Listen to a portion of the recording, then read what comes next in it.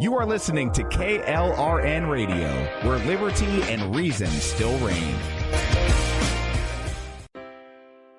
Most writers and radio show hosts know that to connect with your fans, you need to do more than just write books or record the latest podcasts. There are many different elements that go into forming an online platform, but there are also many hidden traps. To make matters worse, solid advice on how to survive the muddy waters is scarce. In the book Hidden Traps, I talk about some of the important issues of working with an online platform, highlighting traps that could put your physical or internet security at risk or be harmful to your reputation. Are your social media posts just links with a few disjointed words, making you look like someone who can't complete a sentence? Did your new website cost you more than you anticipated? Are you leaking your personal contact details across the web without even knowing it? Then you need Hidden Traps. Although Hidden Traps is not officially released until August 1st, you can pre-order your paperback or ebook copy now from a variety of retailers, including Amazon, Barnes & Noble, and Kobo. Visit blackwolfpublications.com for more details. Here's George Foreman with InventHelp. Hi, I'm George Foreman. Do you have an idea for a new product or invention? People ask me all the time, George, how do I get my idea in front of companies? How do I get a patent? What do I do next? Do you have the same questions? I'll tell you like I'll tell them all. Call my friends at InventHelp. Call InventHelp today for free information. InventHelp has been helping inventors for more than 30 years and has sales offices nationwide. InventHelp can submit your invention to companies who are interested in receiving new ideas. If you have an idea and want to try to patent it and submit it to companies, you should call InventHelp today for free information. Listen, I can't guarantee a company will be interested in your idea, but I believe every inventor deserves the opportunity to step into the ring and take their best shot. Put InventHelp in your corner. To get your free inventor's information, call 1-800-353-6490. That's 1-800-353-6490. Again, 1-800-353-6490.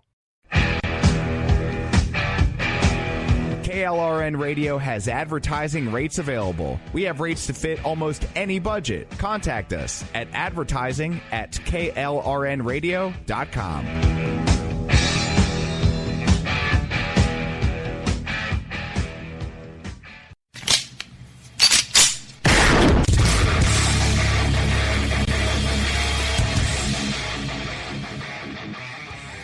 This is Slickery Trigger for Rebel Road Tactical.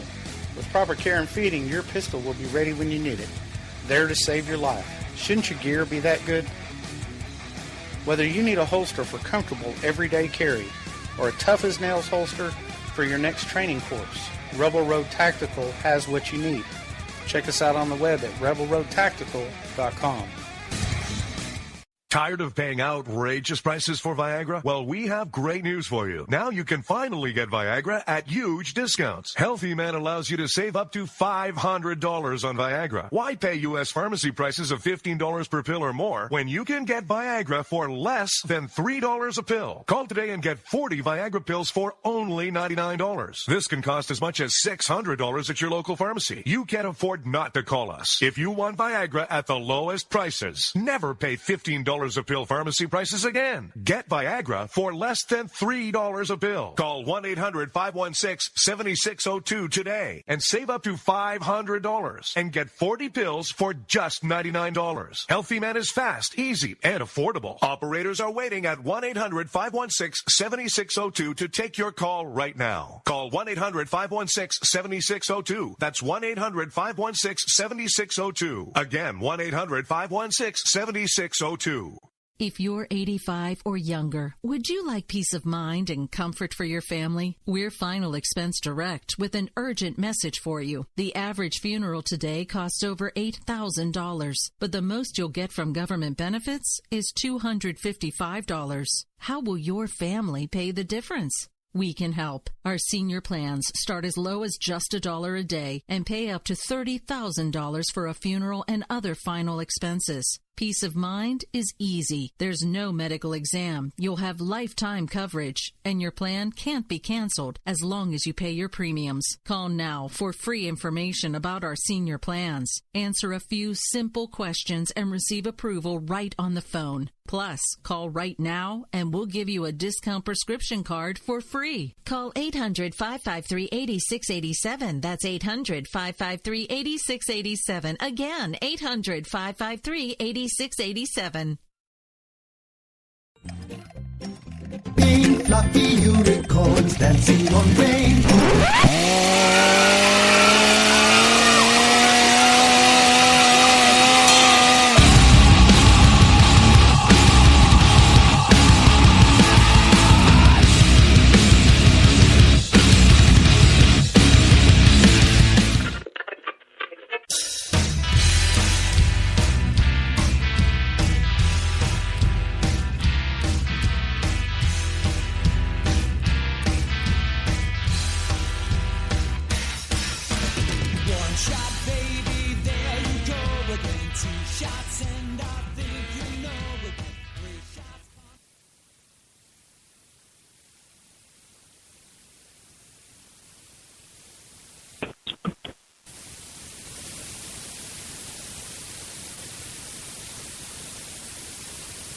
Nick, are you there, brother?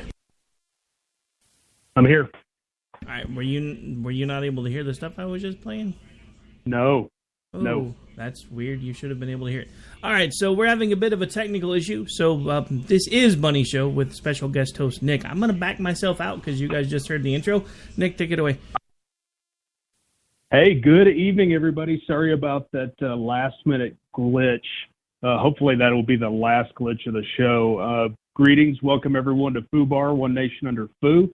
I am not the FOO. I wouldn't have made that mistake. But I have zero doubts that the show will remain true to its roots and be FOO Bar. Very excited to be here. I'll do my very best to fill Bunny's very large slippers when it comes to radio. Listen, guys, we have a very special guest coming up later in the show. I've been talking about it for a couple of weeks now on Twitter.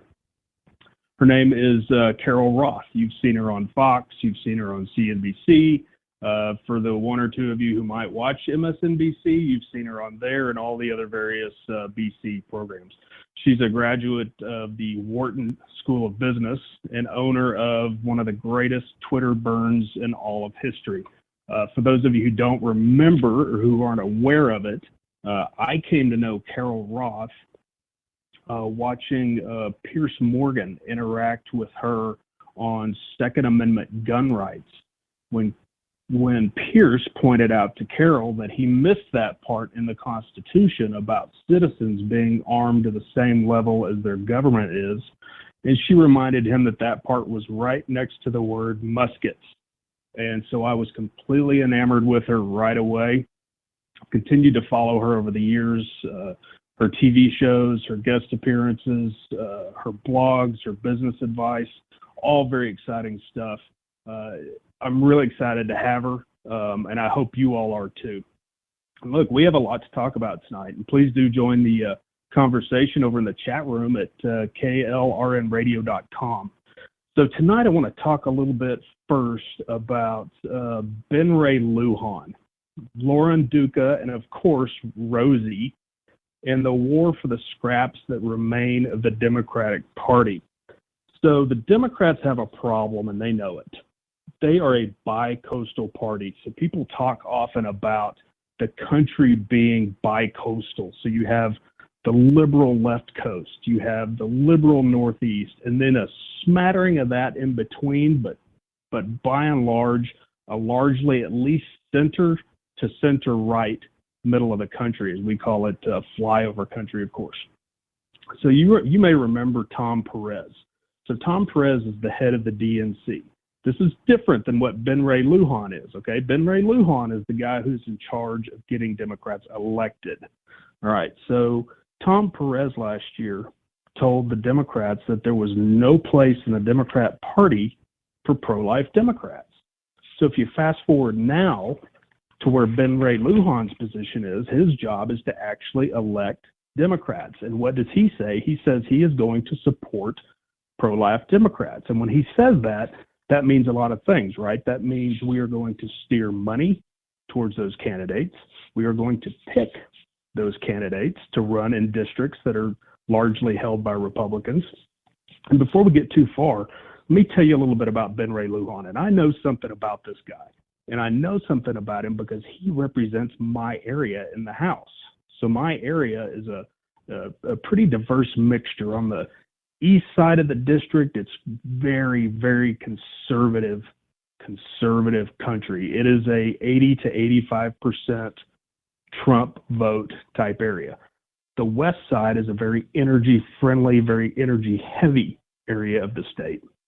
And then right in the middle is part of the state that's largely inhabited by people who are in the what I would call the dependency class of the Democrat Party. But what's also you find in that area is an enormous amount of Hispanics. And when you get into an area of a large amount of Hispanics, what do you also have? Generally speaking, a large amount of Catholics. When you have a large amount of Catholics, what else do you then therefore have? A large amount of pro-life people.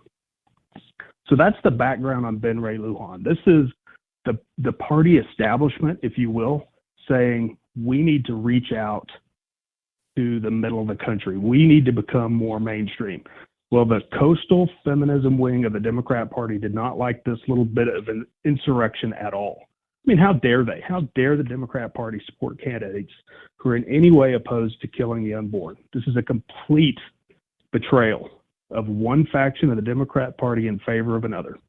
It's fashionable to talk about the civil war that exists within the Republican Party, and to agree that is true. But I'm telling you, we have it a whole lot better than they do. And how do we know that the feminists are pissed off about this? Well, we know because when they are pissed off, they want you to know about it, and they will say it. And then here comes along little woke muffin, Lauren Duca, who I'd never heard of, and I'm sure a lot of you had never heard of. She is a writer for Teen Vogue and some other really super woke publications. And she came along and said, this is a complete betrayal for the Democrat Party to say we are going to support pro-life candidates. That is a complete betrayal. And here's what she's talking about. The Democrat Party is a compilation today of all these various extremist fringe groups that their only common interest is opposing anything the Republican Party does. And so what they are saying is, you promised us as radical feminists that you would always support the one thing that is the soul of the radical modern feminist movement, which is abortion. Tom Perez backed that up last year, right? But then here comes Ben Ray Lujan. His job is to actually get people elected. You can't take the message of government-funded, on-demand, without apology abortion to the majority of the country. It's not going to work. There are parts of the country it will work, primarily in those bi-coastal enclaves of the liberal progressive wing of the Democrat Party. And then who comes in and tops that off today? Anybody know? That's right, Rosie O'Donnell. So Rosie O'Donnell is in complete agreement with this. She says, if we can't have a Democrat Party that's going to support pro-choice, that is going to support pro-life candidates, well, we need to start a whole new party. And that generated a really fun hashtag. I can't remember what it was, Rosie's New Party, or name Rosie's New Party, something like that, that several of you participated in. I participated in because it mocks abortion, feminism, and Rosie O'Donnell all at once, which is kind of the trifecta of mocking the left. And it all really comes back down to one thing, which is this the Democrat Party's attempt to say we need to become more mainstream. And several Democrats have said we need to make our party the one that talks about economics, not economic justice. We need to be the one that talks about economics, like when Bill Clinton came along and said it's the economy, stupid. It was an incredibly easy to remember, incredibly easy to apply concept. It's the economy, stupid. So what you've now got are all these various fringe movements, which are all now compiled to make the activist wing of the Democrat Party. Black Lives Matter, modern feminism, the Women's March, Islam, open borders, trans rights. All of these groups are now saying, okay, that's right. It really does need to be about an economic message, but it needs to be about an economic message of economic justice for Black Lives Matter, for modern feminism, for the Women's March, for Islam, for trans people. And that's just not going to work. Devotion to economic justice for fringe movement X will forever prevent the Democrat Party from being a populist party ever again, which is what they always were, right? The populist party. Now, we could get into, is the Republican Party now the populist party? We fight about that with each other on Twitter all day long. Are we the populist party? Does that mean we're still a Republican Party? Was the Republican ever a populist party? Could it ever become a populist party? I don't know. I'm not here to talk about that. I'm here to beat up on Democrats, which is kind of my favorite thing to do. So when you define a populist party, which the Democrat Party always was, party of the people, it can't be that anymore. It has painted itself into 10 or 12 different ideological corners from which they cannot possibly hope to escape. So I know it's super fashionable right now to say, oh boy, Republicans are dead in 2018. Republicans are dead in 2020. I'm not so sure about that. When you talk about fringe group number one, which is the modern feminists saying we are now at war with the Democrat establishment over abortion, okay? So what happens when the Democrat Party tries to move to the middle on trans people? What happens when they try to move to the middle on Black Lives Matter? And then those groups say, we are at war with you because we voted for that. We voted for our interest, which was whatever those various groups' interests may be. And now, what do you have to do to win? You have to fundraise. And if you can't fundraise, you are not going to win. You're talking about a party that is morally, ideologically, and now financially broken. Rick, I can't hear any bumper music, so you'll probably have to jump in and cue me. Yeah, I was about to. All right, folks. Great. I am the announcer for tonight, since apparently, for some reason, Nick can't hear the audio files. We're going to take about a 60-second break. We'll be back here in just a minute on the One Nation Under FOO with special guest host Nick. We'll be right back.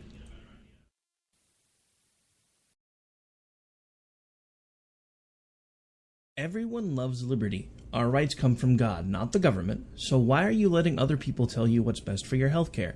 Exercise your freedom with Liberty Health Share. Liberty Health Share is a community of people who voluntarily share one another's medical costs. Liberty Health Share is founded on the idea that most people truly want to help one another. Healthcare sharing allows members to do just that as a true community that supports one another in times of need. Liberty believes people should make decisions for themselves and their families. Members are able to take back the freedom to make their own decisions about their health care. Freedom from guilt or doubt about how your money is used. You have the freedom to direct your health care, not to be dictated to by bureaucrats. Stop letting others tell you what to do and join a community of like-minded people. Exercise your freedom. Join Liberty Health Share and take back the control of your health care while helping those around you. Call Liberty at 855-58-LIBERTY. Again, that's 855-58-LIBERTY for more information, or you can check libertyhealthshare.org. Again, that's libertyhealthshare.org.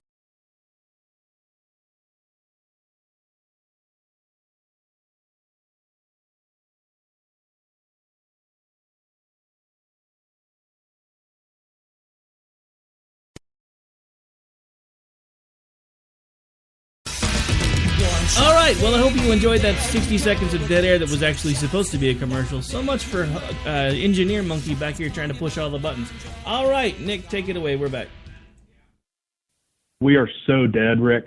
When Polita Bunny gets back, she's going to listen to this, and she is not going to be happy with us. Mostly, she's not going to be happy with you. She can't kill me. She can't kill me. I push the buttons. So it is what it is. That's right. Okay, well, in the time-honored tradition of FOOBAR, we're going to get to the top 10 douchebags of the week. And I'm going to start with the first one, which is going to be the Boston Globe. Some of you guys may remember yesterday, I think, they shared a picture which depicts the solar eclipse traveling across this great nation of ours. and pointed out that the path of the eclipse cuts overwhelmingly through places that voted Trump. Please stop politicizing everything. We don't need something fun like a solar eclipse being politicized. It's all about Trump, right? That the sun is blotting out certain portions of the country, and that is somehow related to Trump. Douchebag number 2, Affinity Magazine. Anybody here familiar at all with Affinity Magazine? I am not. I was not. However, a writer by the name of Malia Rolt, never heard of her either, shared an article today called "Do White Men Really Deserve to Vote?" I'm not sure that really needs any explanation, but as a white man, I do feel like it's in my best interest to be allowed to vote by this particular writer who happens to be British. So that brings me to the third douchebag of the week. And I talked to Politabunny about this a little bit. I said, can I make an entire country a douchebag? Because I'm going to go ahead and call the United Kingdom a douchebag. Now, this happened some time ago, but I think the pictures really just started working their way around social media today. So there was a man in the United Kingdom who was serving a 12-month prison sentence for leaving bacon sandwiches outside of a mosque in the UK. And he died while he was in prison for leaving bacon sandwiches outside of a mosque in the UK. Where at the same time, an Islamic teacher, also in the UK, who sexually abused an 11-year-old girl who he was teaching the Quran for, was spared jail at all because his wife doesn't speak English and wouldn't be able to get by without him. That, to me, for lots of reasons, including Charlie Gard, which we'll talk about later if we have the time, makes all of the United Kingdom a douchebag.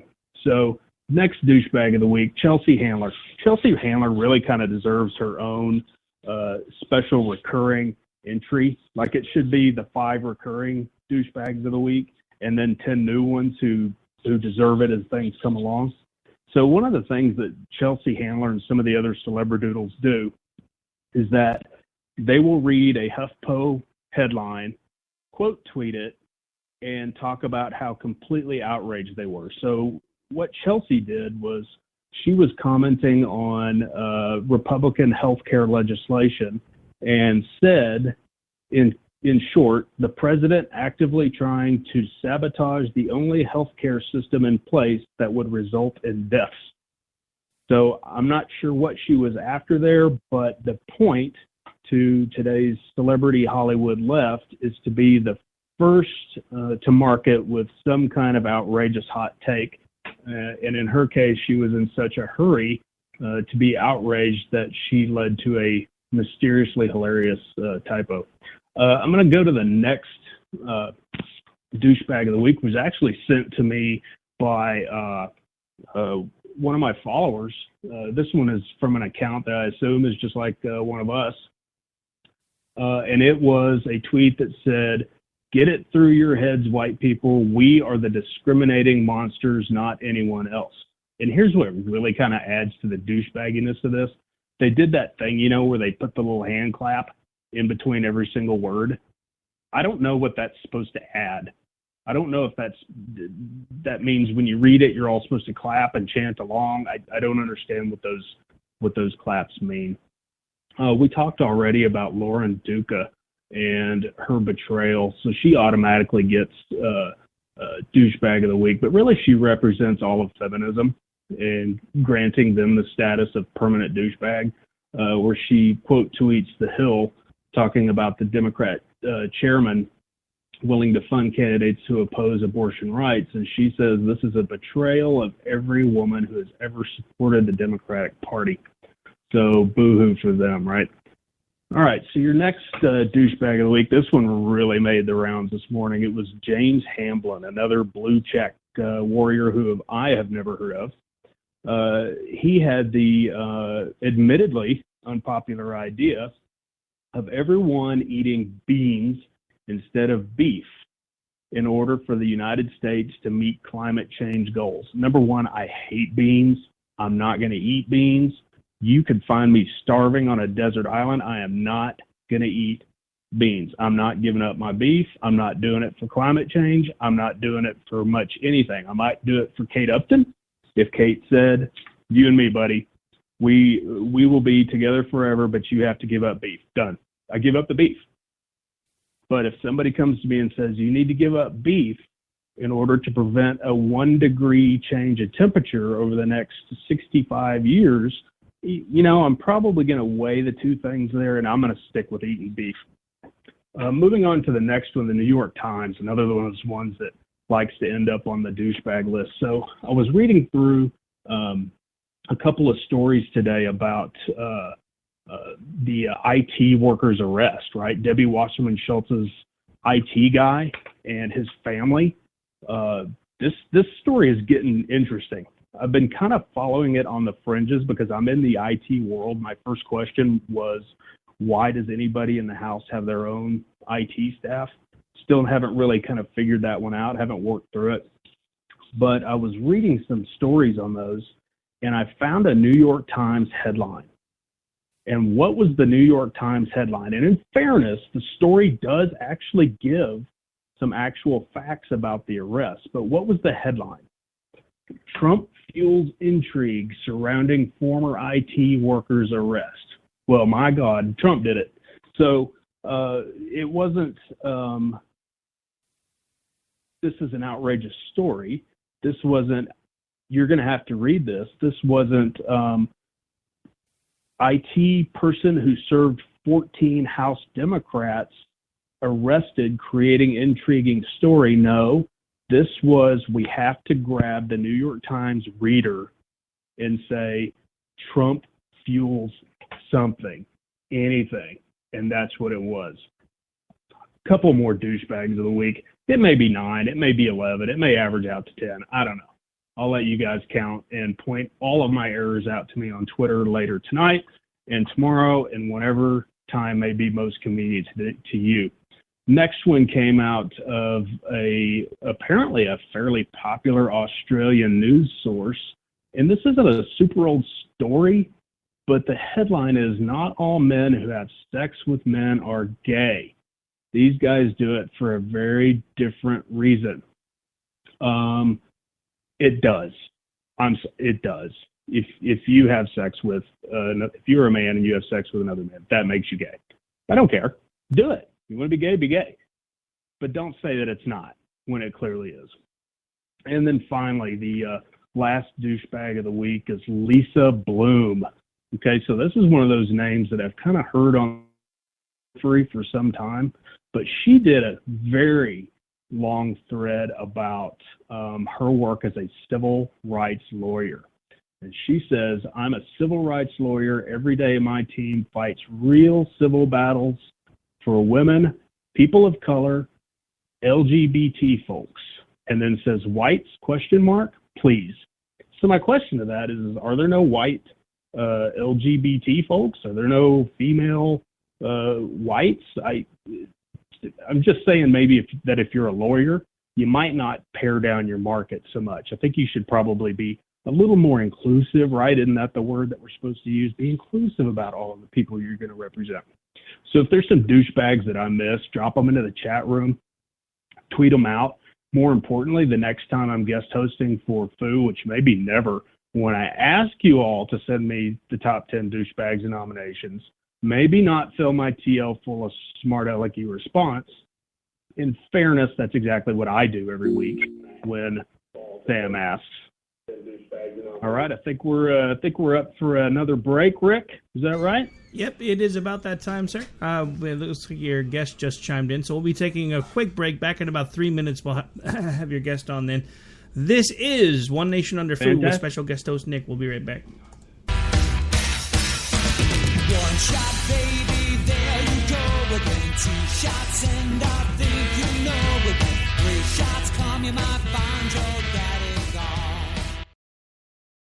The following message contains a special offer for listeners of this station. Are you a man over 40? Are you constantly looking for the nearest bathroom? Do you wake up multiple times a night to use the bathroom? Right now, Perfect Prostate is sending out free bottles of their groundbreaking new formula to listeners of this station. Perfect Prostate Formula was developed by medical doctor Mitchell Fleischer, and its ingredients have been clinically studied to reduce your frequent nighttime bathroom visits and promote healthy urine flow. Right now, preferred customers get their first bottle of Perfect Prostate absolutely free. There's nothing to lose. Perfect Prostate is guaranteed to reduce that constant urge to use the bathroom, especially at night, and promote healthy urine flow. Don't wait. Call now for your free bottle. Just pay shipping and processing. Dial 1-800-675-0251. That's 1-800-675-0251. Supplies are limited. One free bottle per household. Call now. Dial 1-800-675-0251. That's 1-800-675-0251.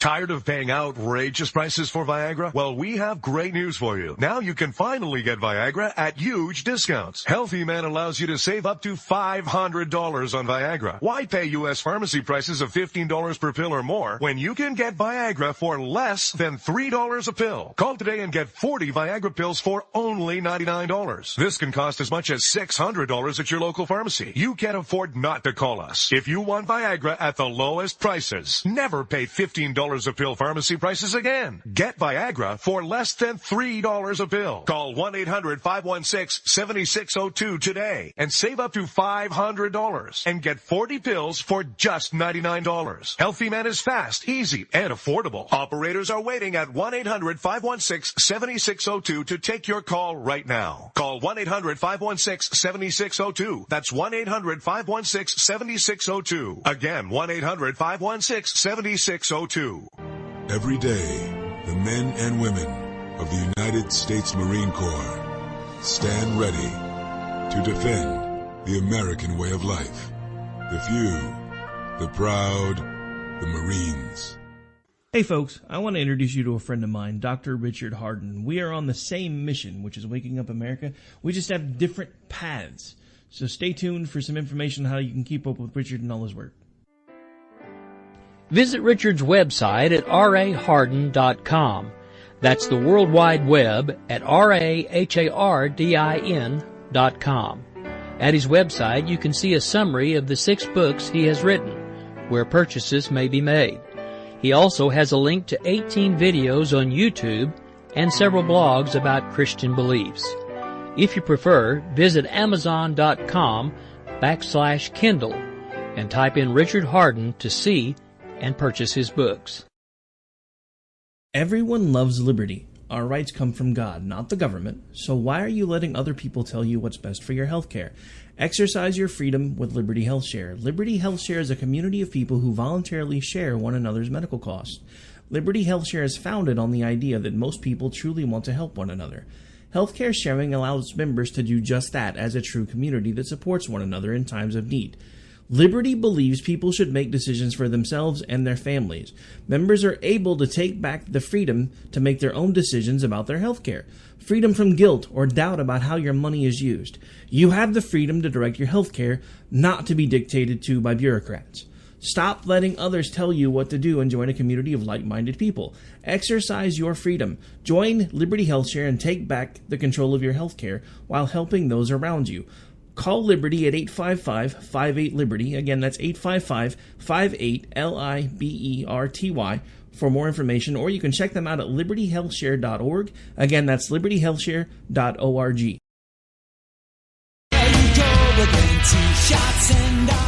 All right, folks, welcome back to One Nation Under FOO, or actually FOO Bar One Nation Under FOO. Hey, I'm not usually the one that talks right now. All right, so we have special guest host Nick, who unfortunately can't hear the bumpers and the commercials, so I'm having to talk him back in from the breaks. He is with us now with his guest. Take it away, Nick. Thank you very much, Rick, and welcome everybody. Carol Roth to the program. I'm very excited to have you here. Thank you so much for doing it. And I am so excited to be here. And I will have to say, I was listening to your last segment, and I'm craving a bacon sandwich right now. Absolutely, bacon with. I don't know how you do it in Chicago. I don't know what the rules are in Chicago. It's one of the few big cities I've not been to. I'm assuming bacon is universal. but I think Bacon, maybe in Chicago you might add something different. The more bacon, the better. Bacon on everything. Eating is a quantifiable sport here in Chicago, and we are very big fans with bacon. Actually, one of the big things at the steakhouses is Brussels sprouts with bacon as a side with your steak. Very delicious. Oh, that sounds fantastic. Carol, I have to tell you a little story about the original host of the show, who you know from Twitter as well, Plitta Bunny. She asked me and several others to guest host for tonight, and I immediately and resoundingly said no. And so here I am guest hosting the program. It is the minute I accepted, I said, I know who I'm going to ask. I'm going to ask Carol Roth because I'm such a huge fan of hers. And I must have written and rewritten. So you got my direct message. Okay, that's me. I just sent a direct message to Carol Roth saying, hey, be on the show. I wrote and rewrote that DM probably 50 times and had people all over the place checking it for me. Does this sound creepy? Does this sound creepy? I don't want to sound creepy when I send a direct message to Carol Roth. So what you saw was probably the 50th iteration of an invitation for you to join me on the show. Well, I appreciate you thinking of me, and I have to admit I'm thrilled that I actually saw it because I get so much crap in my DMs that I actually don't really look at them, and so usually somebody alerts me like, hey, there's something in there that you may want to take a look at. So I'm actually glad that I saw it and that you didn't think, oh, she's ignoring me and hates me. But I appreciate the invitation and excited to chat. Oh, that's immediately what I would have thought, too. I would have taken it as a complete rejection, and I would have cried. And I would have quit Twitter and blamed it all on you. So I just have to say, though, this is like a life lesson because this happens so often where, somebody misses an email or something gets lost in cyberspace or someone doesn't respond to a tweet and people end up taking it so personally. And the majority of the time is that the person just missed it altogether. It actually has absolutely nothing to do with you. So don't give up, people. Don't give up. That's my life lesson. Don't give up. Well, you have a lot of life lessons, and you have a lot of powerful business lessons that you have for people. You're on Fox, CNBC, MSNBC. You used to host radio in Chicago.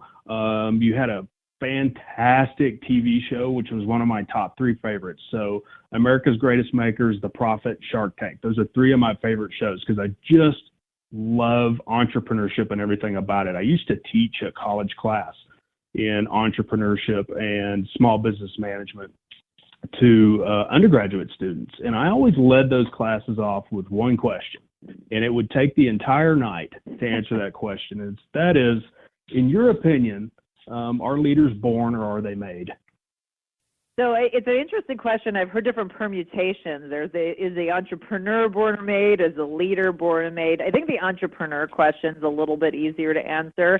I do believe whether it's born or whether you are super young and that early experience, I think that you have that sort of entrepreneurship gene or you don't.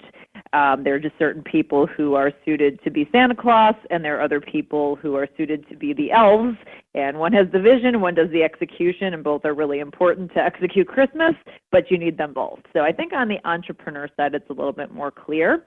I think for the leader side, there are people who can show leadership in certain situations that aren't necessarily comfortable as leaders on sort of a macro basis.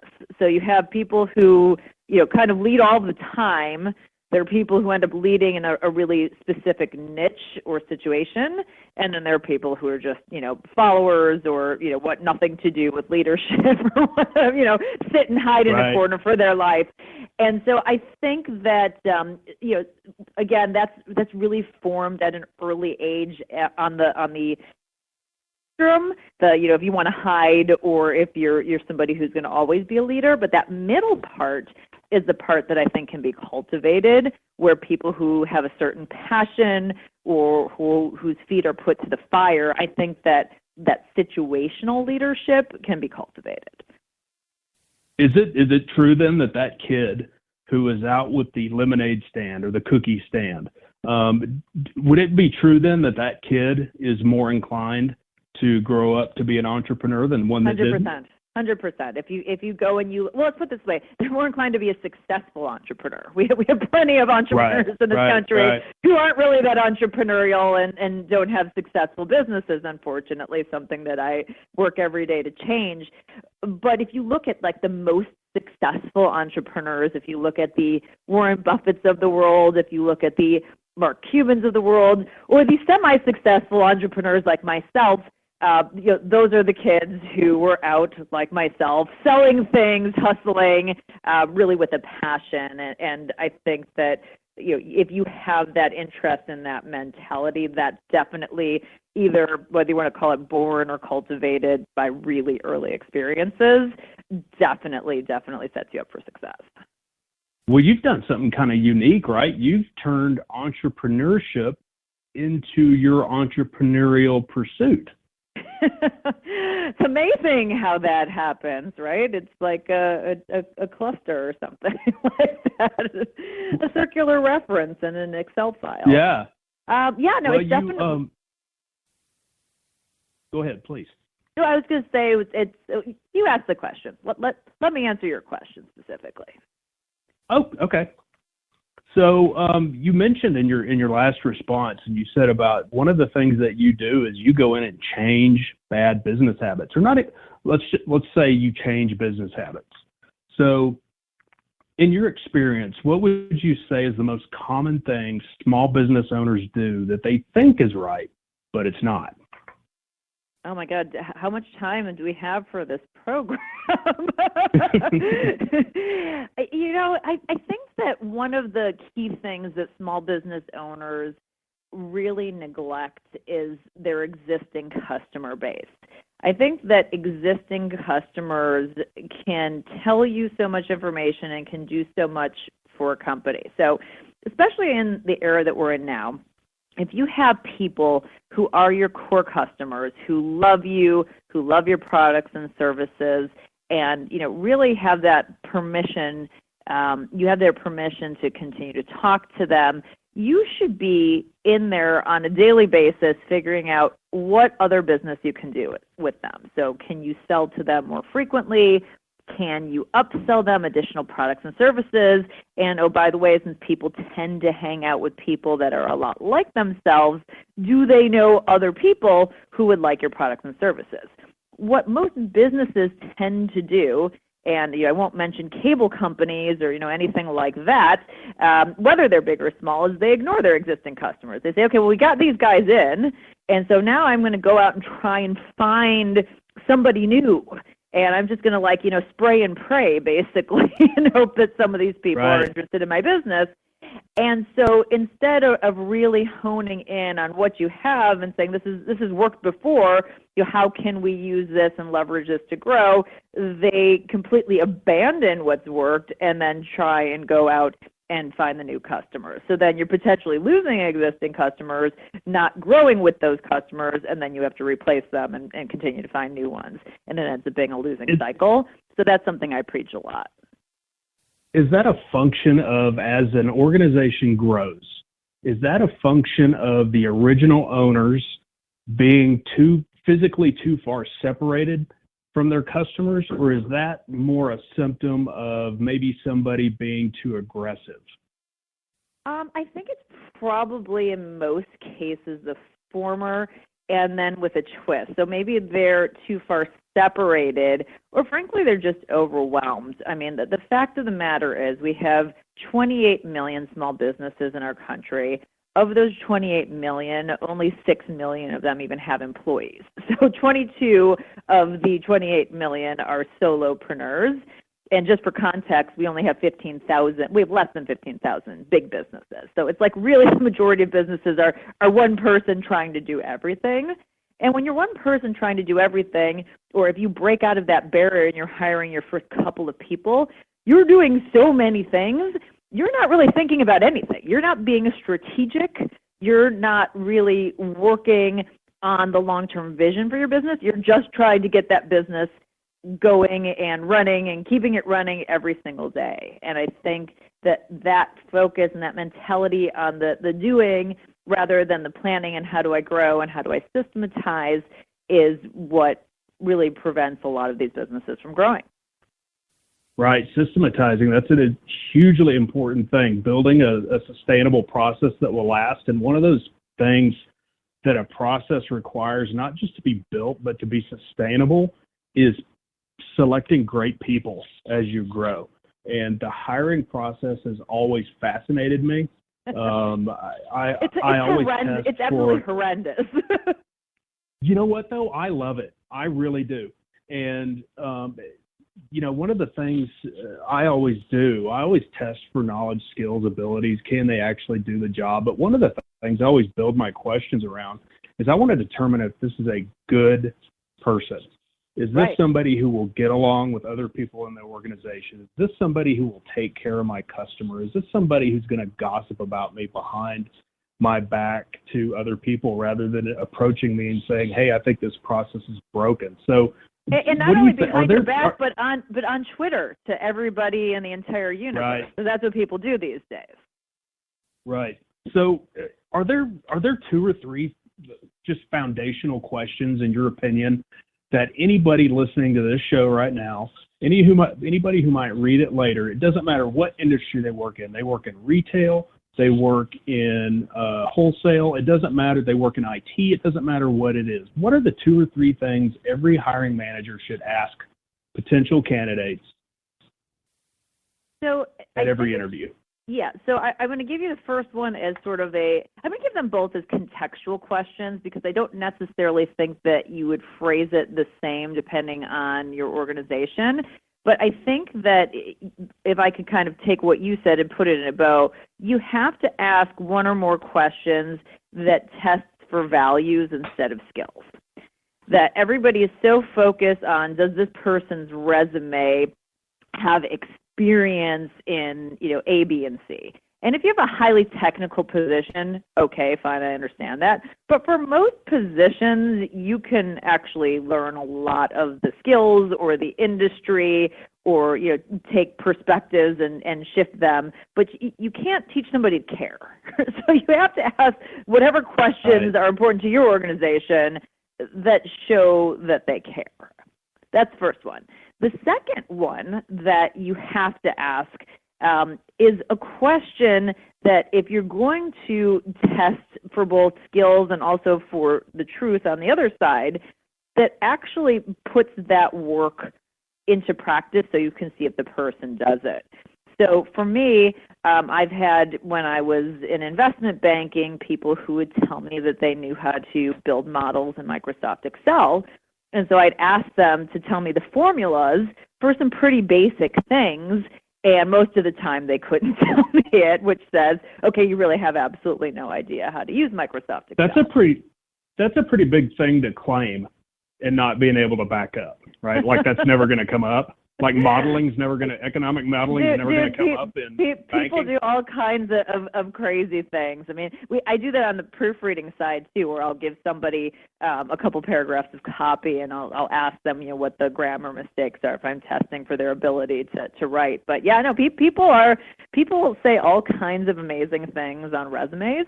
And you got to suss out who's stretching the truth, and that's a really quick and easy way to do it. But you know what, Nick? The other thing too is we're talking about the hiring process and asking questions of new prospective hires, but you should also be spending a lot of time talking to your existing employees and asking them questions about your business once you have them in, like things like what are you spending too much time doing, and what could technology do to make your job easier, and what are customers complaining about, and what do they compliment us about, and what do you wish we did differently or better? Those kinds of things. I don't think that companies spend enough time talking to their existing employees and getting that information for them, and what ends up happening is that those employees end up leaving.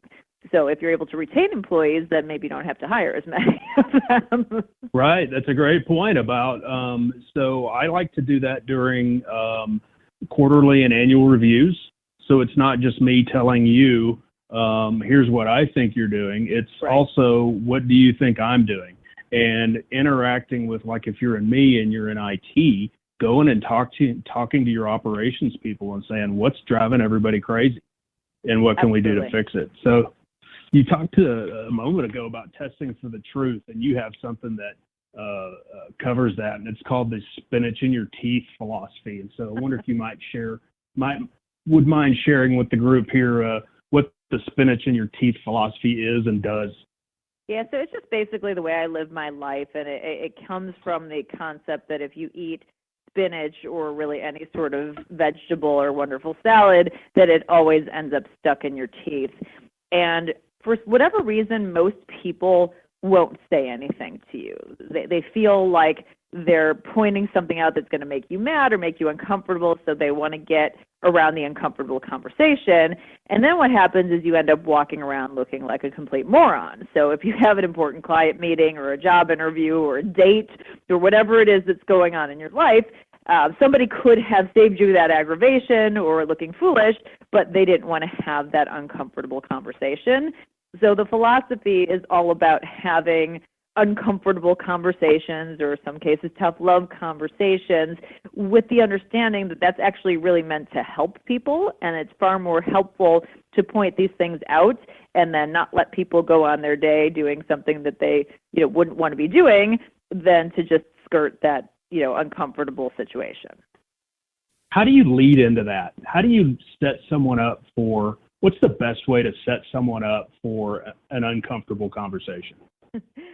I think asking for their permission. If you ask people for their permission, usually they let their guard down, or they're not as mad at you if you say something that they don't want to hear. Because there's sometimes when people just aren't ready or aren't in the mood to hear that information, and if they don't want to hear it, you saying it isn't going to be helpful. So it's kind of like, hey, can I tell you something that, maybe a little bit hard to hear? Or sometimes people will be ranting to me, and I'd say, and they ask for my opinion, and I say, well, do you want my actual opinion, or do you want me to agree with you? Because I can do either. My preference is to tell you what I actually think, but if you're in that space where you just need someone to agree with you, I can do that in that space too. And hey, I've been married for 21 years, Carol. Believe me, I understand that space. Right. So I think that if you get their permission, then they're engaged in the conversation, and it's not like you're coming at them. Fantastic. What mistakes do women make in business that men don't? They think that they're women. That's the number one mistake. Oh, okay. That somehow that How the dare fact they? that I'm a female should shift or change something. I mean, frankly, from my perspective, the only thing it means is that you may have uncomfortable shoes that you're wearing during the day, and that by 5 o'clock or 6 o'clock that your feet really, really hurt. Other than that, whatever. I don't. People always say these things like, "I'm a female entrepreneur. I'm a woman entrepreneur." I'm like, no, you're just an entrepreneur. Like the fact that you happen to be a woman, or put in any other modifier that you're black or lesbian or whatever it is, what does that have to do with business and entrepreneurship? Nothing that I'm aware of. You're an entrepreneur in uncomfortable shoes. Exactly, and that's a choice, right? That's not something that you have to do. Yeah, it is. I happen to like shoes. Sometimes you put up with a little bit of a pain for it, but again, that's a choice. I can wear ugly shoes or comfortable shoes or whatever. So that's basically it. So I think the mistake is qualifying or discounting what you're doing. Just be an entrepreneur and go out and kick butt. So speaking of shoes, let's put that question on the other shoe. What do women in business excel at that men don't? Having great looking shoes. Fantastic. No, they actually don't. A lot of them have really ugly shoes. If you've ever been to a large conference, particularly in the Midwest, you would know that that's the case. Carol, I work in IT. Believe me, I understand. You've seen a lot of ugly shoes before. I have. Again, I don't like to segment things like that. I would say if I was going to be totally stereotypical and I had to archetype, I would say that women tend to be a little bit more detail-oriented. Men tend to be a little bit more, vision-oriented and not as strong with the details, which provides great compliments on teams. But it certainly doesn't mean that every woman's like that or every man's not like that or vice versa. It just happens to be that in a lot of experience, that sometimes shows up. Absolutely. Well, I think we are just about out of time. I could talk to you literally all night about business strategy, business philosophy. So the next best thing for that is to ask you to share with folks where they can find things you've written, where they can follow you on social media accounts, where they can catch you on TV next, that sort of thing. Absolutely. All right. So this is going to be, if you can give me a couple minutes here. Best way Sure. is Twitter. Love Twitter at Carol J.S. Roth. You can check out my website too at carolroth.com. This week I will be on Fox Business on Cavuto tomorrow and on After the Bell on Friday, and I'll post specific times on Twitter, of course. My writings are all over the place, weekly column at Entrepreneur, but again, I post most of the stuff to Twitter. And then the last thing I will say is that I have a really important product coming out called Future File. So if you go to futurefile.com and give me your email address, I will notify you when it's live, but the quick peek is that it's a legacy planning product that helps you organize your wishes and your information. So if you become incapacitated or if you pass away or, for all of us around our age, our parents or grandparents, that you have not only access to all of their information and their wishes, but a roadmap of what to do. So that's coming out very soon. That is fantastic. Carol, again, thank you so much and thank you so much to whoever on your team noticed the dumb direct message from the little nobody on Twitter and said, hey, you want to listen to what this guy is asking you to do? And you said, oh, it's the little janky-eyed Obama guy. Yeah, I know him. I'll go ahead and do this thing. And I was incredibly honored that you would accept that invitation, and it's been such a joy, really a joy. I was afraid I was going to fanboy for the first couple of minutes, so I just let you talk while I worked through that. But you're really I just have to say, first, thank you, and then I have to laugh because on Twitter I already have people saying, wait, you eat bacon and you're Jewish? Yes, some of us Jews eat bacon. If we're not Orthodox, we love our bacon. It's okay. But no, seriously speaking, thanks very much for having me. I really appreciate it and look forward to chatting again soon. Fantastic. Everybody be sure to check out Future File. Follow Carol on Twitter. Watch her on Fox Business on Cavuto tomorrow. And I think that just about wraps up this week's episode of FOOBAR, One Nation Under FOO. You can follow me on Twitter at Patriot_Musket, and you get exactly what you deserve when you do that. Thank you very much, Rick, for helping us through some of the technical difficulties along the way. This has been a ton of fun for me.